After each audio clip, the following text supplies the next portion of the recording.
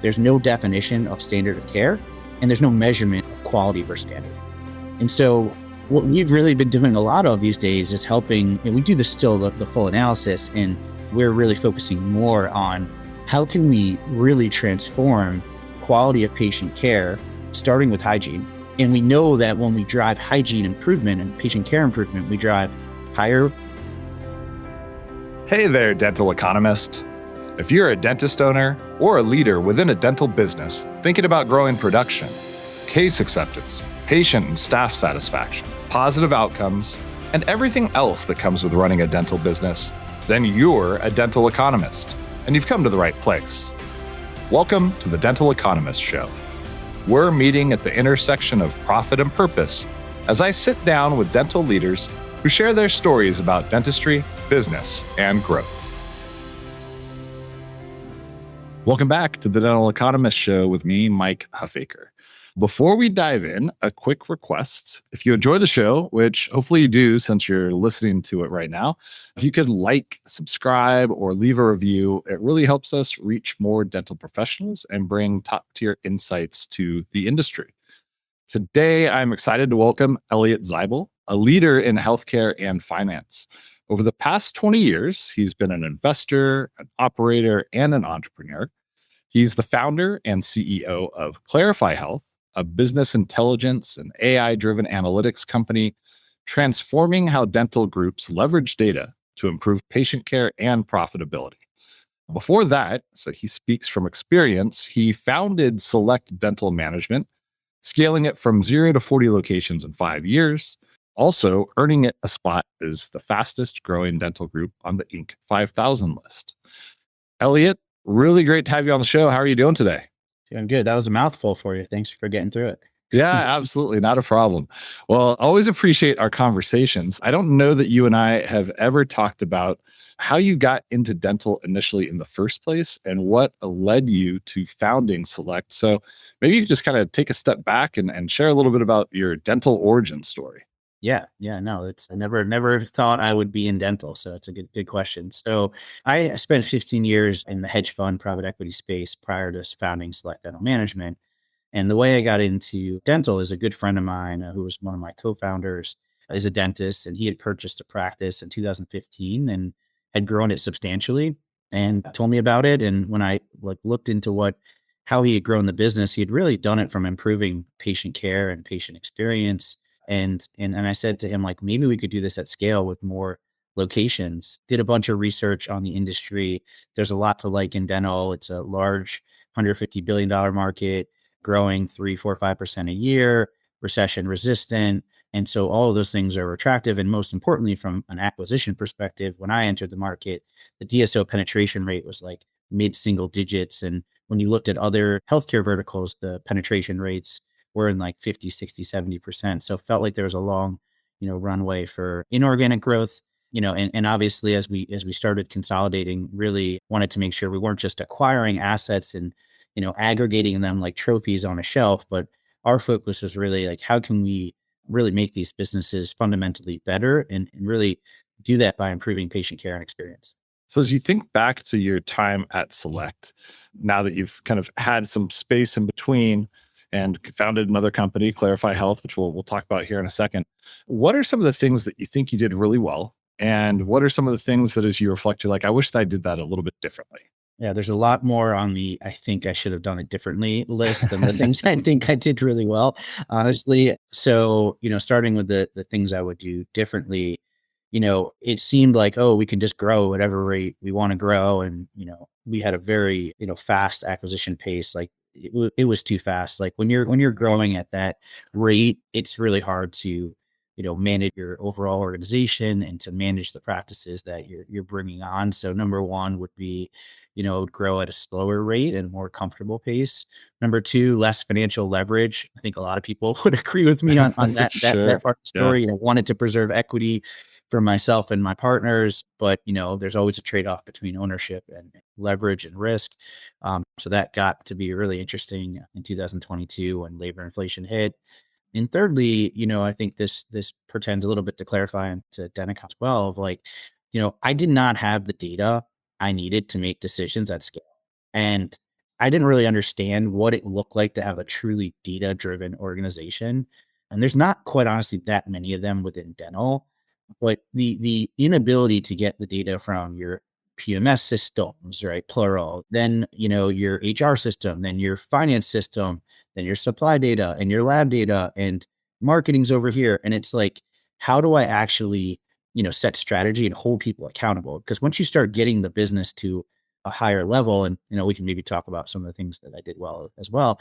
But, it really becomes a question of, do you have the data to be able to identify opportunity, to prioritize the things that really matter, make sure people are dialed in, focused, and lastly, to really drive execution. And that execution has to come not just like it's a dashboard, or BI that people like to say that's only used by, your corporate leadership team, but doesn't go to the practices or to the providers is not effective. Just not, right? And so I think I didn't have the data strategy until much later on, as CEO of the company, to really be able to predictably drive growth in a way that, allowed me to really dial in and drive, same store revenue growth. And so, on the positive side, like we got the culture right. When we looked at the business, when I started for the right reasons. I said, listen, I learned about DSOs, and what I realized was that DSOs had not grown organically really in the history of DSOs when I entered the business in 2018. And I looked at a bunch of different larger groups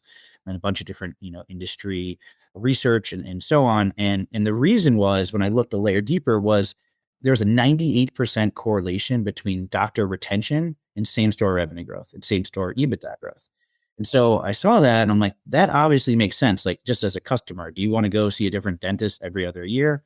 Probably not. And so, I basically said, hey, like, how do we make this like a provider centric model? Meaning that, what do doctors want and what do the doctors that we want to partner with want? And for us, they wanted to grow. They wanted to, improve as clinicians. They wanted to, obviously earn a great living. And for us, part of it was like, they also wanted to be owners.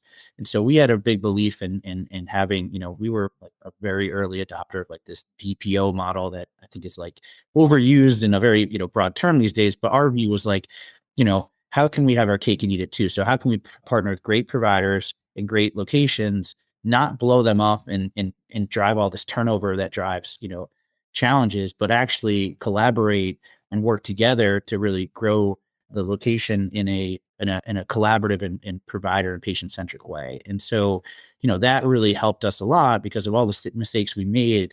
We had 96% doctor retention, which is, some of the better numbers I've seen. And guess what that drove? 90% hygienist retention, 92% patient retention. And ultimately, when you have a bucket that doesn't have a big hole in the bottom of it, I see people spending all this money on marketing and worrying about, ROI. And I didn't really have to worry about that because we retained our patients. So we didn't have, like, our issue was capacity. Like, can we actually serve them? Right. And so, I think that getting the retention right, which really starts with culture and having like clear mission, vision, and values, and like really living by those. I know you had Steve Bill on the call the other day, but it's like every decision you make, if you say your values are A, B, and C, and D, and then you go and make decisions that are contrary, then nobody cares and nobody believes it, and it doesn't drive your organization. And so we did a good job of, really being focused on, I think, the right things at a high level, and that engendered loyalty and stability. And, ultimately we were able to drive, mid-teens organic growth annually and on a revenue basis, and more so on an EBITDA basis. Now, that wasn't exactly linear, but over time, I think, the business has really added a lot of value. And the nice thing about it is, and the thing I like about dentistry is being able to do that on a, by improving patient care. Right. And to me, it's like, I started out being provider centric. I then went to being patient centric. And then I said, well, we're really people centric because we need great teams to provide great care. And a doctor can't do the dentistry by themselves. Right. It's a team game. And so, it feels good that, all of that improvement was driven by providing better care and experience for patients, just like my partner did when he started this business. Yeah, it's great when you can be in a business where there's profit and purpose. So you had this experience at Select, and you got to kind of see firsthand the challenges that existed related to data that was actually actionable, being readily available at your fingertips, which I think led you to found ClariFi. So can you share a little bit about, how you came to that decision to found a technology not I don't know if I want to use the words analytics company, because I think you have some strong feelings about, the actual usage of analytics and this kind of a little bit more business management.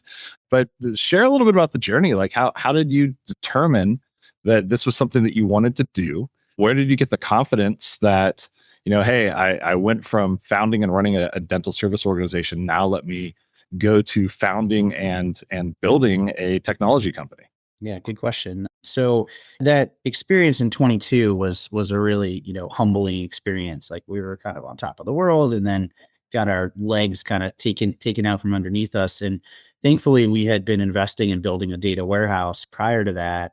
We spent a lot of money on building this data warehouse and, it promised to be this amazing, piece of technology. And quite honestly, when we got it, it was, if I thought it would be 100 out of 100 functionality wise, it was like a 12 out of 100. Right. So that was not awesome. But, even with that 12% functionality, we were able to start taking the business to another level and not just, growing because we knew how to grow broadly, but really just saying, hey, you know what?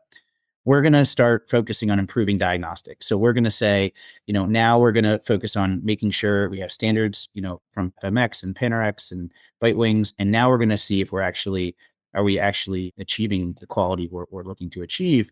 And if we're not, we identified opportunities and figured out, hey, if we close this gap on making sure 100% of our patients get an FMX every 5 years and starting out at 70%, we can drive an extra $3 million of revenue and 2.5 of EBITDA.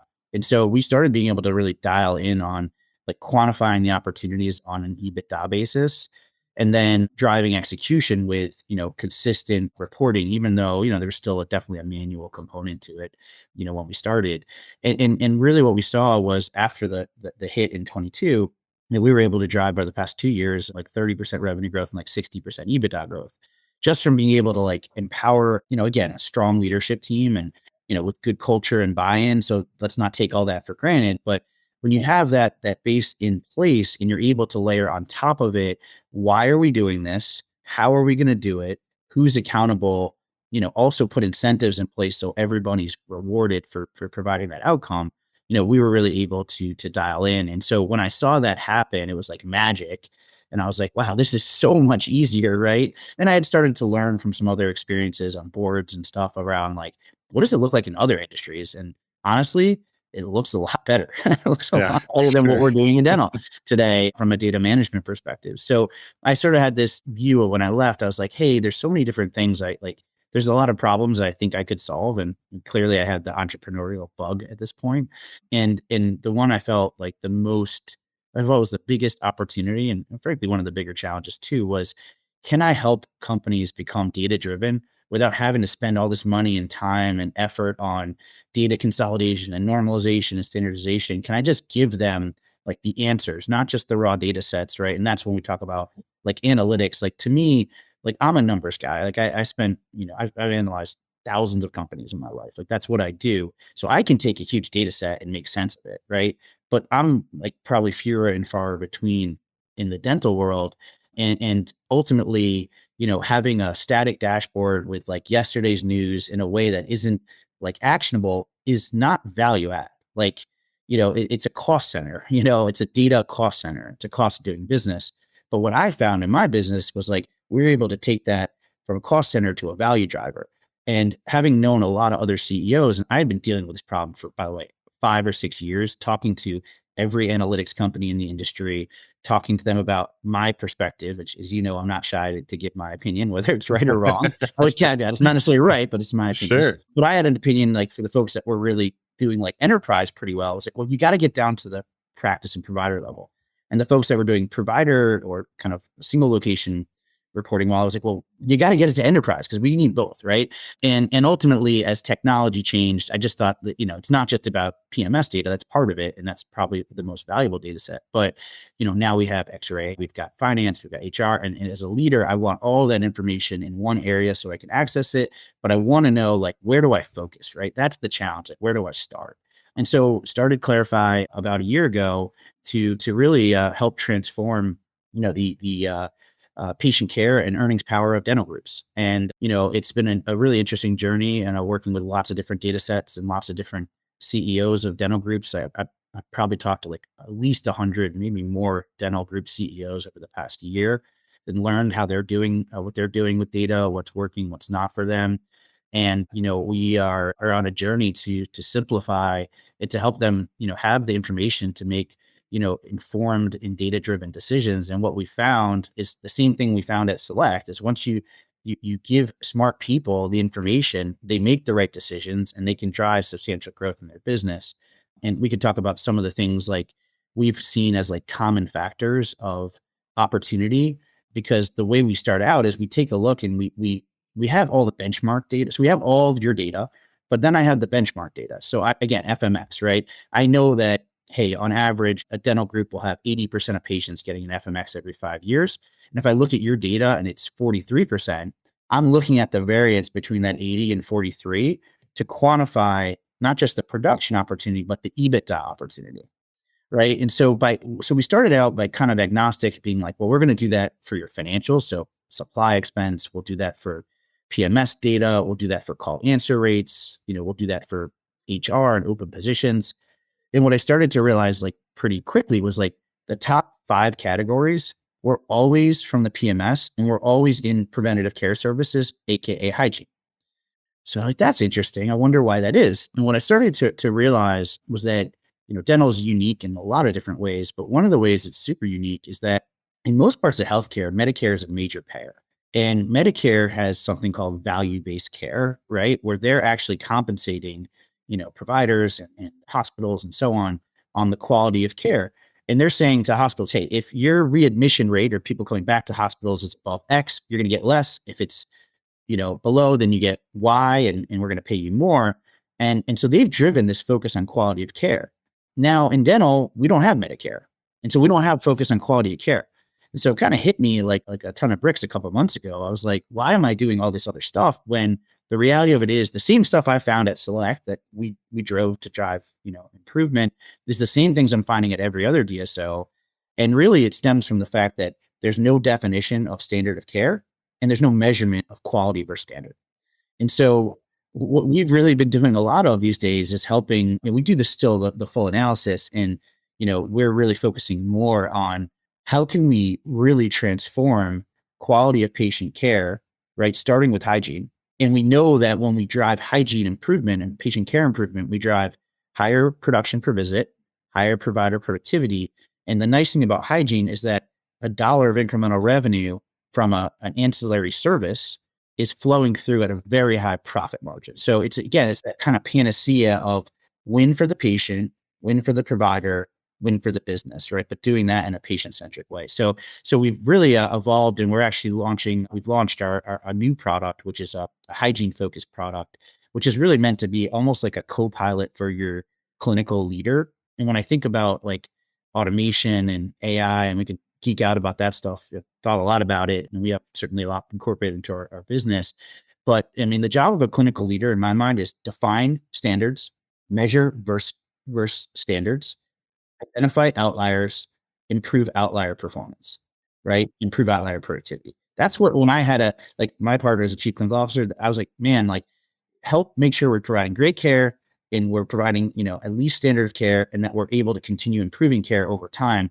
And his response was always like, well, how do I measure it? And like, I couldn't get him the data to do that. And we weren't even close to being able to do the stuff that we're doing now, like really digging deep into the EHRs and, and also the extra AI data sets to be able to like put it all together and say, hey, I can actually tell you exactly what percentage of patients that have perio are being diagnosed by provider, by location.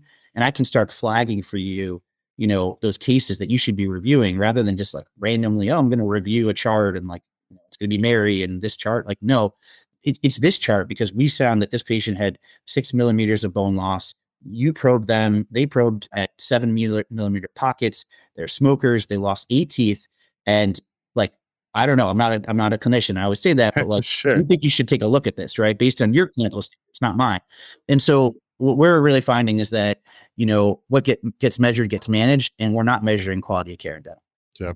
What I like about what you're saying and the examples that you provide are they're very actionable examples. And so I think you mentioned needing to get down to the provider and the patient level. And then, of course, there's the enterprise level. And I think that a lot of focus on quote unquote analytics is at that kind of corporate level where you've got somebody sitting in an office that's not in the practices going, are we growing or are we shrinking? Are we doing more production or less? Have we seen more patients or less?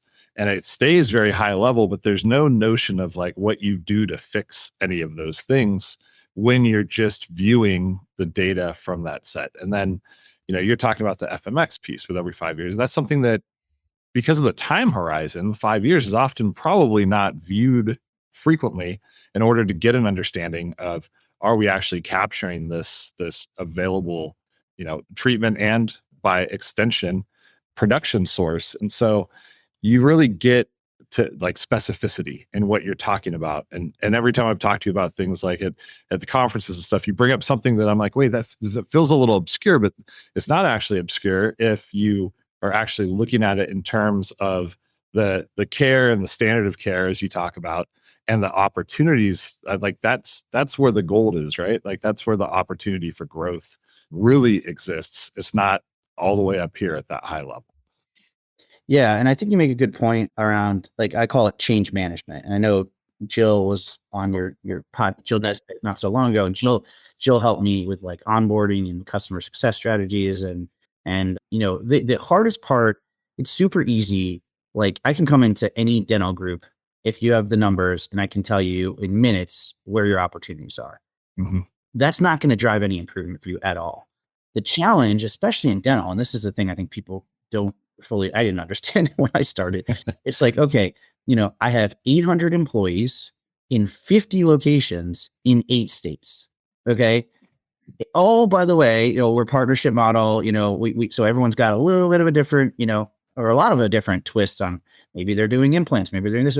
So how do I get them all on the same page? Not every single thing they're doing, but on the 3 strategic things that we're really trying to drive throughout the business. That is the challenge. And so when I think about, like, that's why I like the analytics thing. I'm like, analytics, like, dashboards are dead, man. Like, dashboards are like 1995. Like, okay, great. Like, this happened. Cool. Like, we need to know it, but that's not really what like modern technology is solving, right? Modern technology is solving, like, what's the problem and how do we automate the solution to it?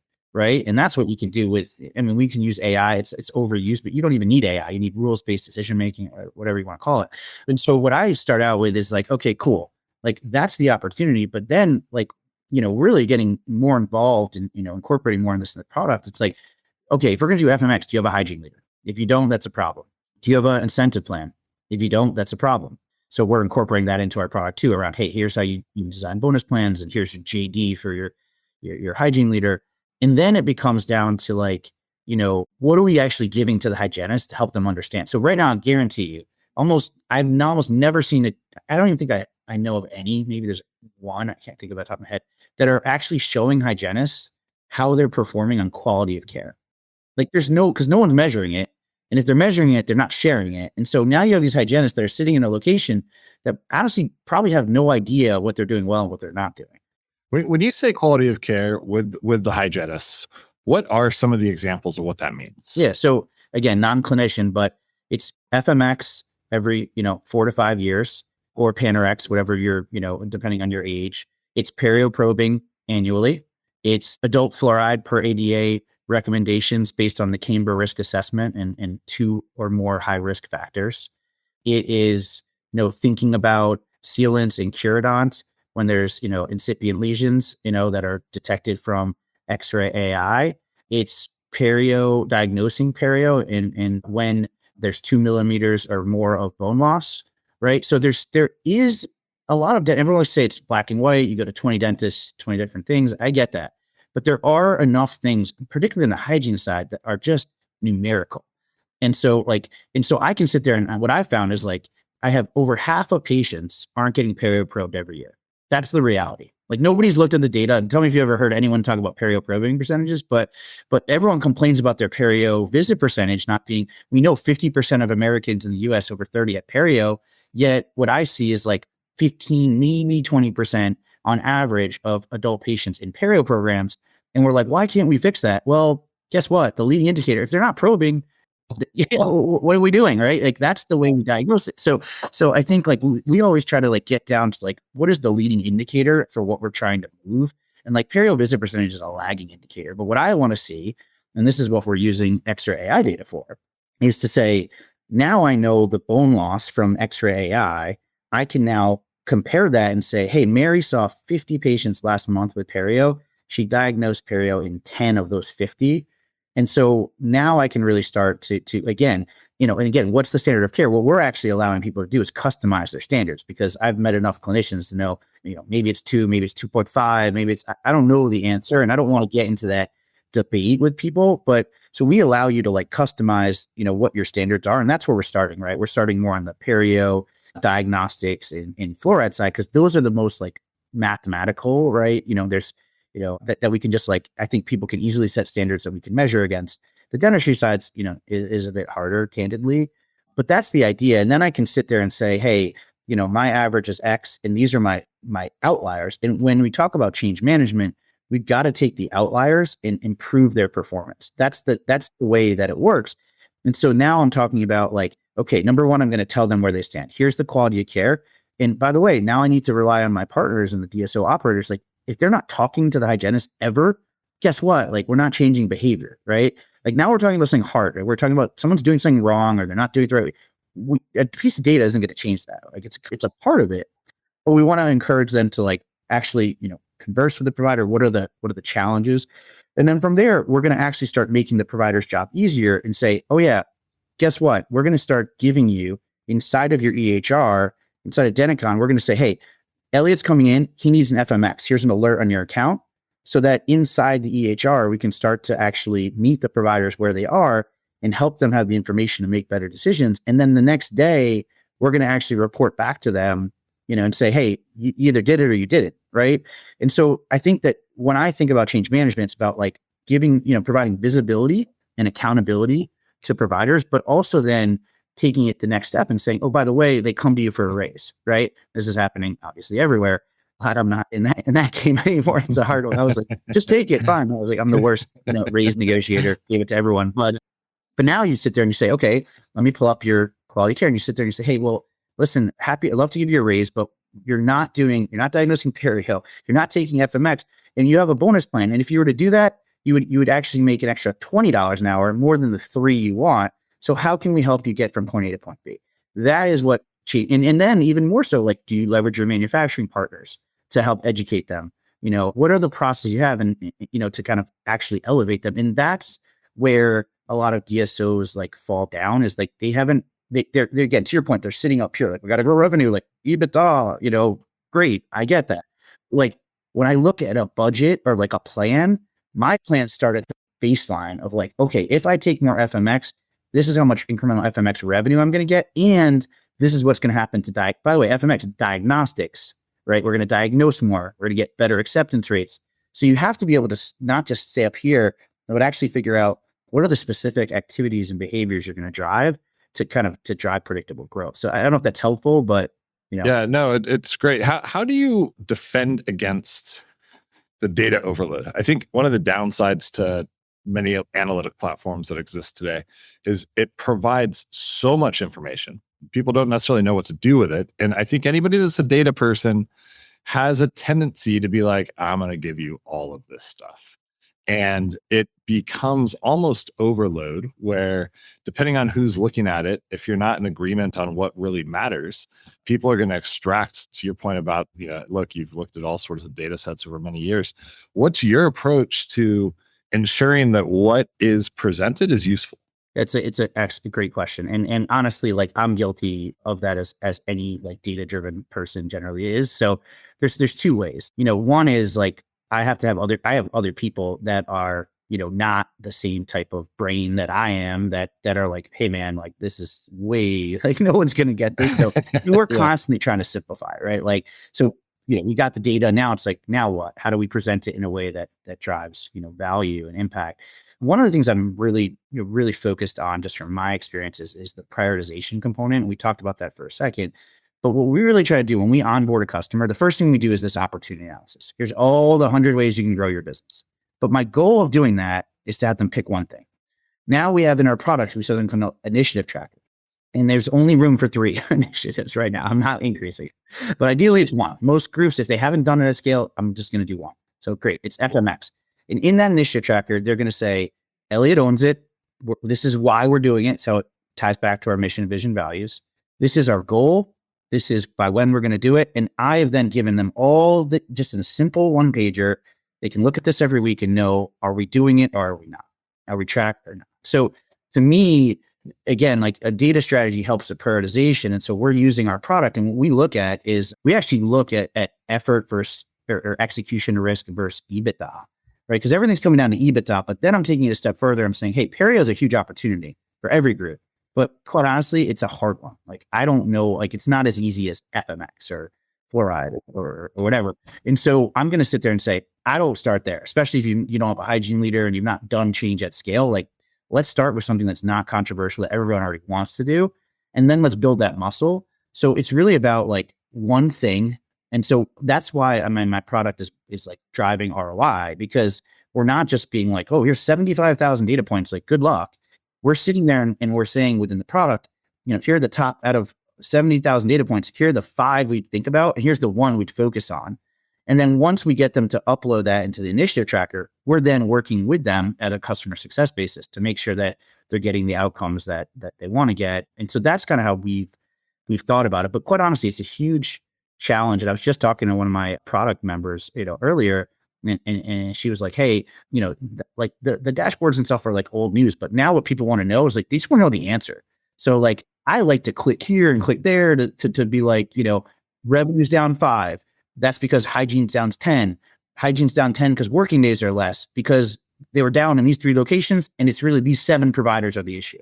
And now we're just going to say, hey, your revenue is down because these 70 in these, 3 locations, you had fewer working days. So here's how you can solve that problem.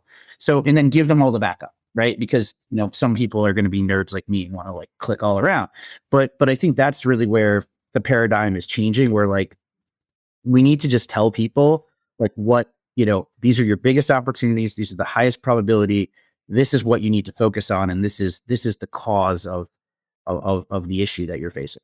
So are you working on that as it relates to an LLM sitting on the data set for the particular practice? Because that's the way I think to solve that. That's exactly what we're doing.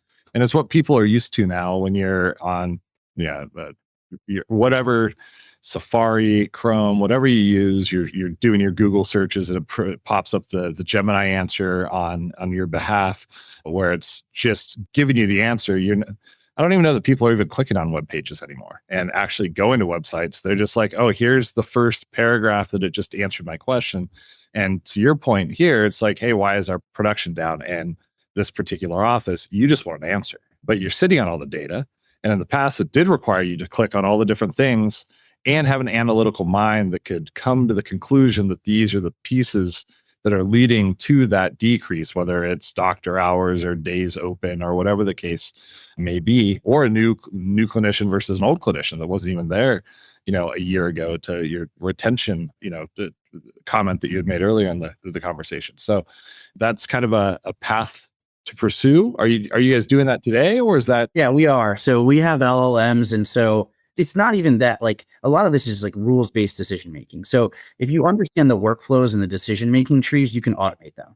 And I wouldn't even call that like AI or LLMs. Like, that's just kind of like decisions that you're driving through your business. But we are using the LLMs. And on top of that, like, we're going to add like the chatbot capability, so that, because to your point, like, when my original thesis was like, if I'm the CEO, like, I originally built this for myself, and I'm like, I want all my data in one place, and I want to be able to interact with it however the hell I want to interact with it, right? And so, to your point, like, by taking like clean, the hard part of this is getting clean, actionable data at scale consistently from various data sources, not just EHR. So now I'm sitting here and I'm like, well, cool, I've got your financial data, I've got your Denticon data, I've got your Pearl data, I've got your patient Prism data, and now you're sitting, there's no, oh, go to this dashboard and like, look at this. And like, you have all the data going back however long you want it. And you can sit there and say, I want to know why, call answer rates were down and how that correlated to EBITDA or whatever random questions like you want. Like you should just be able to interact with your data, right? And that's where we're headed, right? And so I think that's really, that's where this gets really interesting. And the nice thing is like, when we think about like from a competitive dynamics perspective, the products that are going to win, you have to have the vertical expertise and knowledge, like to understand the workflows and the problems you're really solving. And so, obviously there's a lot of like AI solutions coming into like certain components of the market that I won't mention because I have a lot of friends that are involved in some of them. But like, I think that like that generic low hanging fruit is like, I think what I'm thinking is like, what are the bigger opportunities that are harder to solve that haven't really had any attention to date?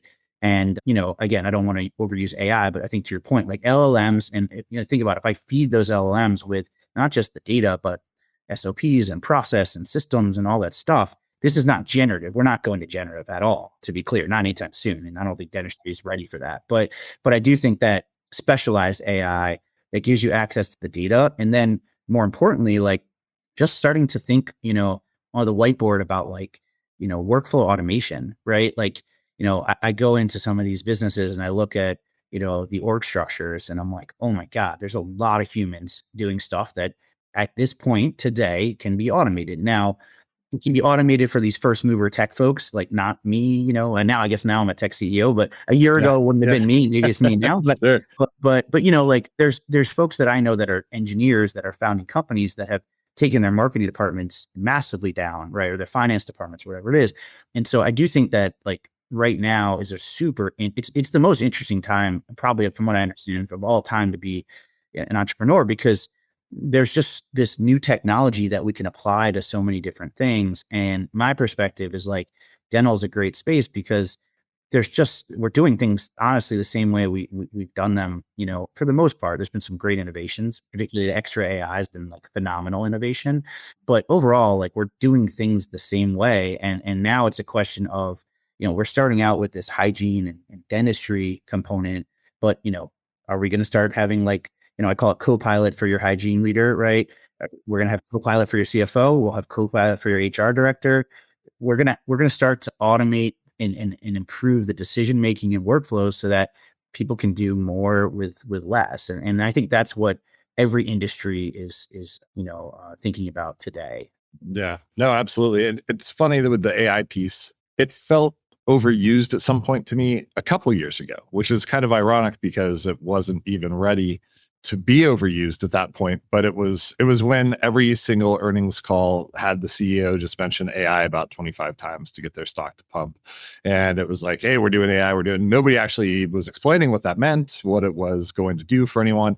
And the promise of AI was so far beyond the capabilities at the time that it seemed tiresome for those reasons. But I went through this a little where I was like, okay, I'm kind of tired of talking about AI. And now I'm on the other side of that where I'm just only wanting to talk about AI because it finally is clicking to the real potential that it has and the realization that like I have really no concept as to how much potential there really is. It's like the more you know, the more you realize that you have no clue about anything.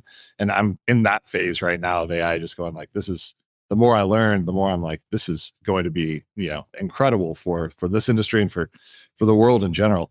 The question for you, and we might disagree on this one a bit, which could be okay, of course, coming from a practice management company.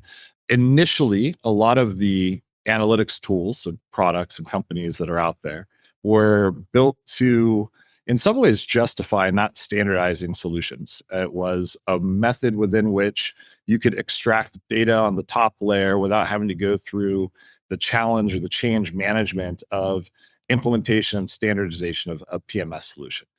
I still know that there's a number of organizations that have fragmented environments in the marketplace today, thankfully, because if there wasn't, then, we wouldn't have as many prospects to pursue.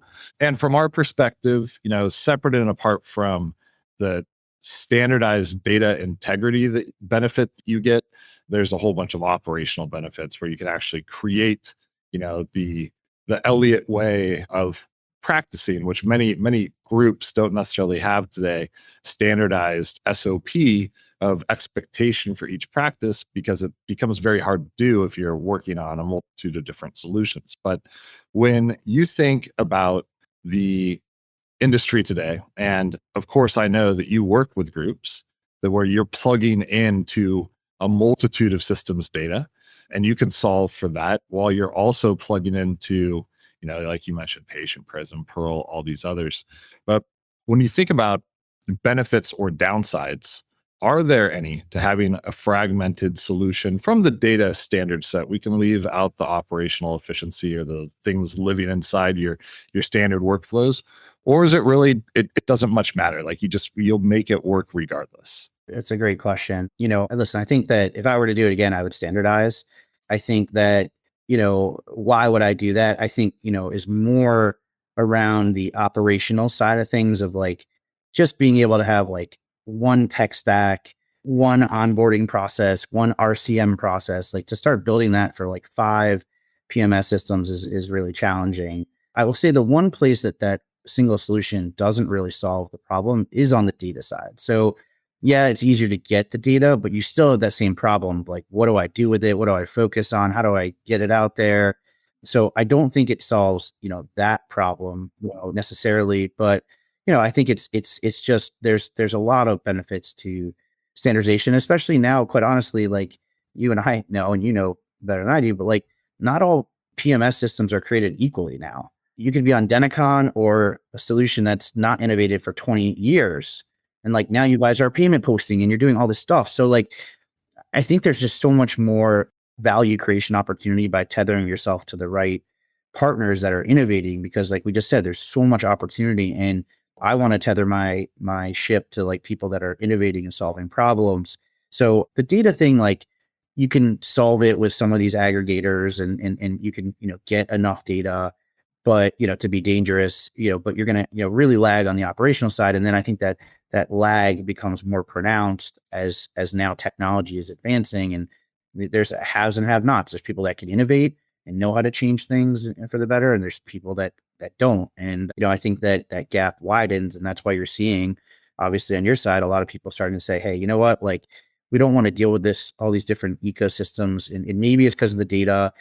Maybe it's because of the operational, but the combination of the two is enough to say, you know what, like we want to do this, the right way. And I don't think there's anybody that could argue that having disparate systems is better. What they could argue is that, and I would argue potentially is that depending on your pace of M&A and the age of your organization, this is just a maturity question of at what maturity level do you get to where you're ready for the, conversions at scale and all that stuff. But what I say is like, I do see a lot more like smart, groups of founders that have done this before. They're starting out and just saying, I want to do it now, not, but I understand the having done it myself of being like, man, I did 28 acquisitions in 16 months. It's like, you can't like, there's no possible way you can, integrate and without blowing up your business. So there's times where you might say, hey, I'm going to kick this, or we're going to do it in a year or what have you, but sooner is better, and standardization way better than non-standardization, clearly. Yeah. Yeah. I think, when practice management software was initially created, it was almost like it just allows you to run your business. It's like, we're just going to digitize all these things that were done on paper before. And it's really, evolved, and a lot of innovation has taken place where now it helps you run your business, and it should help the business and enable a lot of the automation, other tools that you're talking about. What about data integrity? So what I mean by that is, I hear feedback when I talk to groups that are using a multitude. Maybe they got soft dent, and they've got this other sunset solution that they're still running, and they've got a bunch of EagleSoft, Entrix, other things, where there's a single database in every single practice, right? And they're server based. They live there. All the configuration and controls are within that particular organization. You can still extract that data up into a single solution.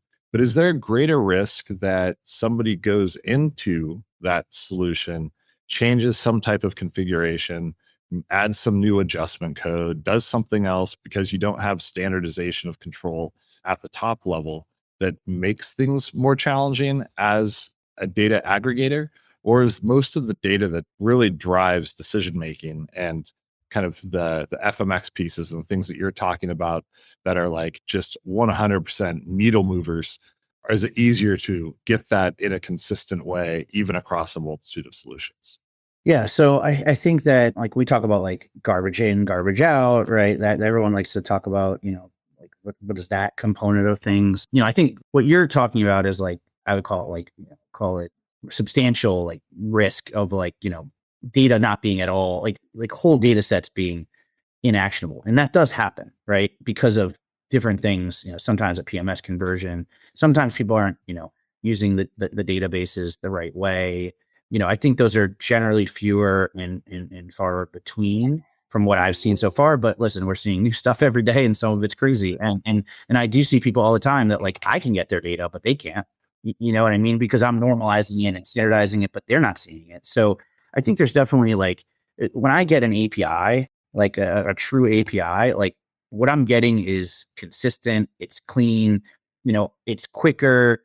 There's, no security issues exposed, like it's way better. Right. And so, yeah, again, like, you want to be cloud-based. I mean, clearly like it's better for a million reasons, again, it's just a question of like, well, what pace can people change? And so we're sort of here, like, meeting the groups where they are and saying, this is the reality of the situation today. But like I said, I mean, there's more and more groups that are, saying, hey, you know what, like because of all these reasons, we don't want to do this. But generally, like there's ways around the data issues, again, aside from like, we're not using our PMS the right way, but it definitely can be very challenging and there's days around it for us, but not everyone knows how to normalize and standardize and look at, if you don't have a data set, a piece of data in a category you're expecting it from, can you get it from another category? Like it's not, so we definitely have to talk to people, that are just blind. Like they just, for whatever reason, they've done acquisitions, they've not done it the right way.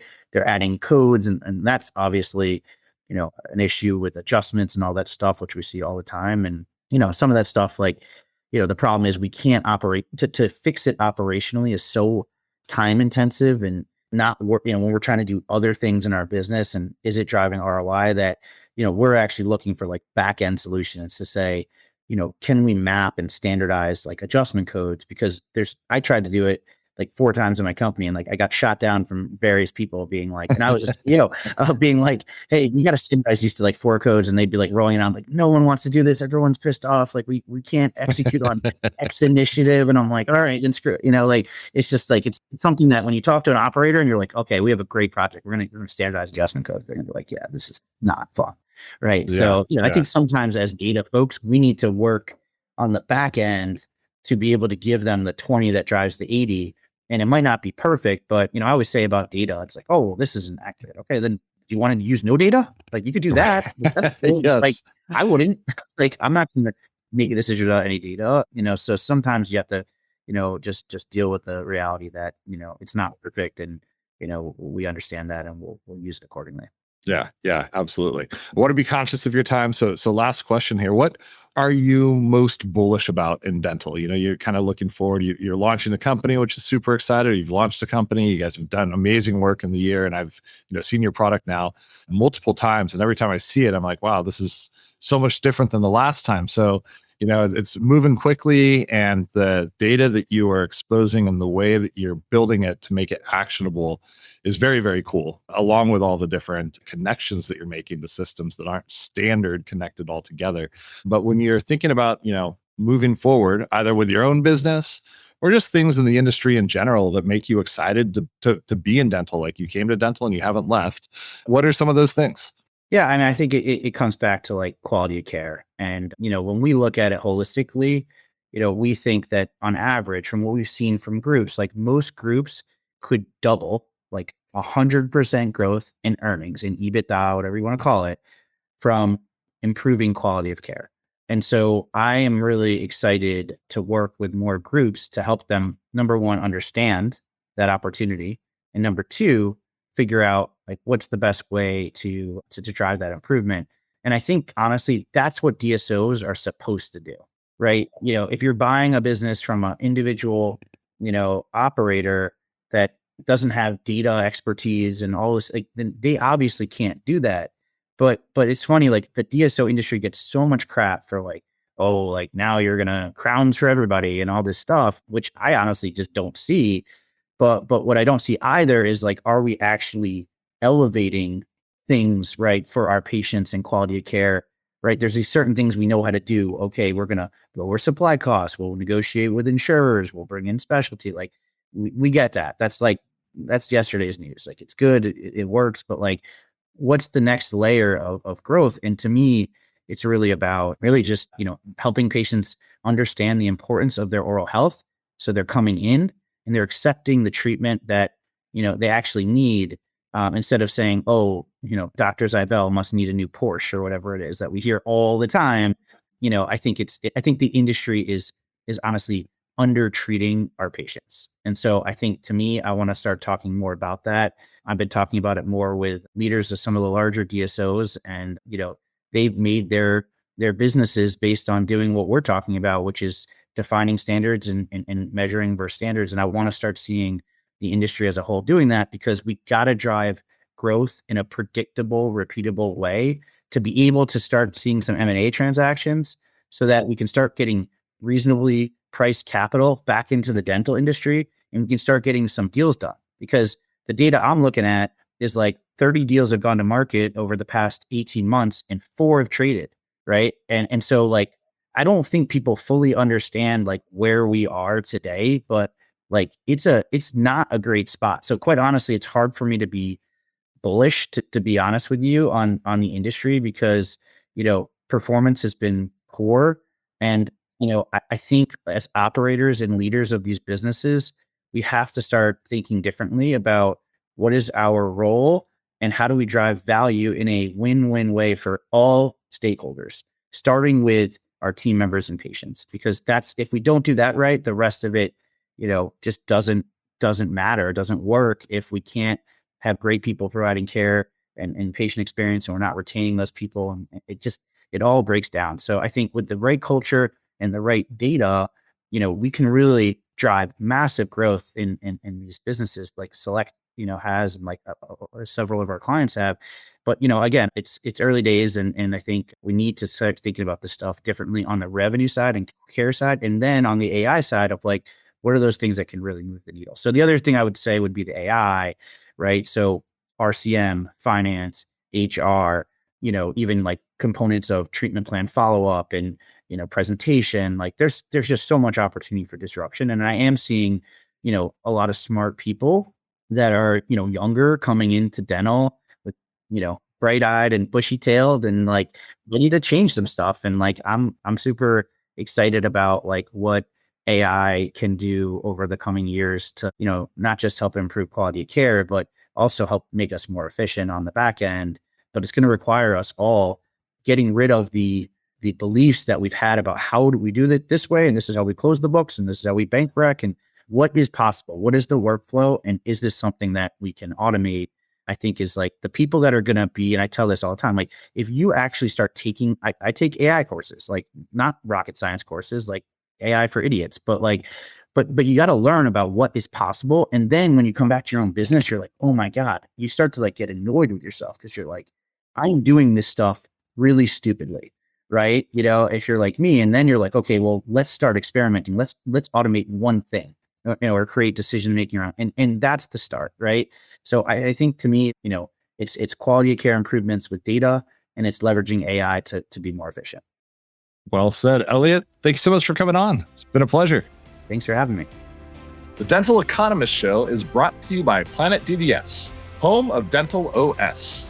To find out more about how cloud-based dental software by Planet DDS helps unleash dentists and their staff to focus on patient care, visit www.planetdds.com. Stay tuned for upcoming episodes by following wherever you listen to podcasts. And thank you for listening.